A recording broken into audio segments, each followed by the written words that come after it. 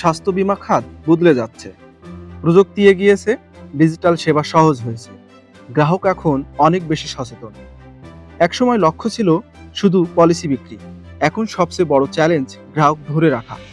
প্রশ্ন হলো, রিটেনশনে বেশি কাজ করে কোনটি, আকর্ষণীয় সুবিধা নাকি অটুট বিশ্বাস? বিশ্লেষণ বলছে সুবিধা গ্রাহককে টানে, কিন্তু বিশ্বাসই তাকে ধরে রাখে।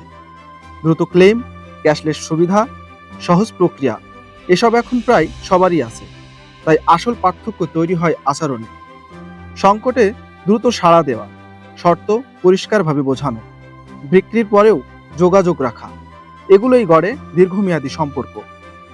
ডিজিটাল প্ল্যাটফর্মে জ্ঞানভিত্তিক উপস্থিতি আর বাস্তব জীবনে মানবিক যোগাযোগ, এই দুয়ের সমন্বয়ে বাড়ে আস্থা।